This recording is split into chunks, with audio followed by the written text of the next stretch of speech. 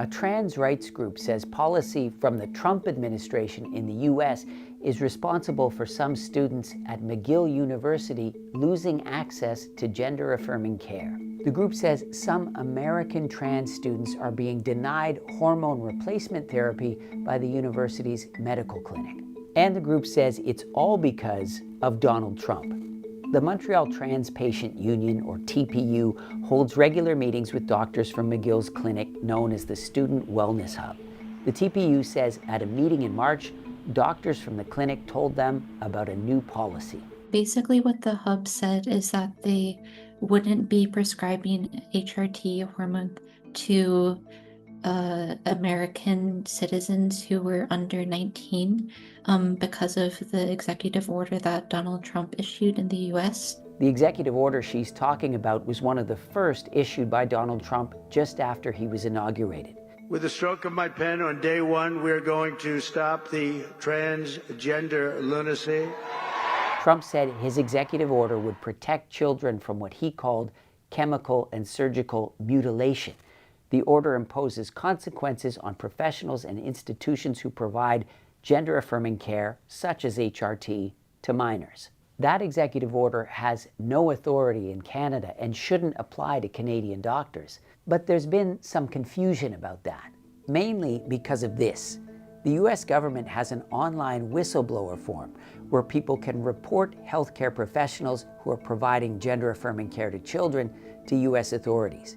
The original online form included a drop-down menu option to identify healthcare professionals from Canadian provinces and territories in addition to US states. That drop-down menu has since been changed to include only US states, although it still includes an option for Canadian postal codes. The TPU says doctors from McGill's clinic specifically mentioned this whistleblower form when explaining why they would no longer provide HRT to US students who were under 19. They had two concerns, I think, mainly. First of all, was that there would be some possibility of legal action against the hub, which seems incredibly unlikely. And then the other possibility they brought up was that it might be difficult for doctors at the hub to cross the border because of the current political climate. She says the doctors at McGill told the TPU at the meeting they'd already denied HRT to 2 trans students from the US who were under 19 because of this, and that would be the policy from now on.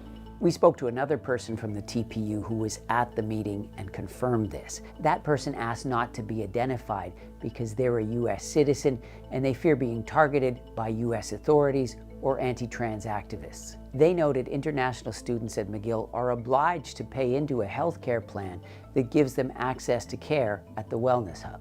If you're an American, an international student, the Wellness Hub is really your only option for getting HRT in a timely way. It's definitely upsetting because this is something that shouldn't be happening.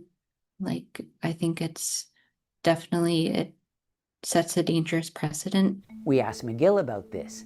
They replied with a statement saying gender-affirming care is available to students, including international students. But the statement also says doctors at the clinic receive guidance on certain issues from a group called the Canadian Medical Protective Association. It provides legal advice and assistance to member physicians across the country. McGill's statement says, with respect to questions about specific clinical practices or recommendations, including those affecting patients from the US under the age of 19, the CMPA is best placed to confirm and explain the guidance provided to physicians. So we contacted the CMPA, who told us their advice provided to member physicians is considered confidential.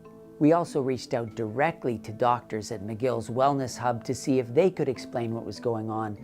They refused to comment. The TPU says McGill needs to explain. I think it's definitely important for them to acknowledge what's been going on because the way they're currently treating this, it's kind of covert.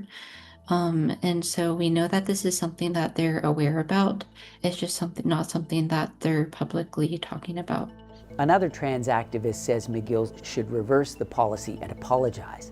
She says there's no way McGill should be letting Donald Trump dictate healthcare policy on its campus. We have to stand up for ourselves and not bow down to American policies. Because Canada, it's its own country. And unlike in the US, where ideology can supersede science, here in Canada, science must be what prevails. We also asked Quebec's College of Physicians about this.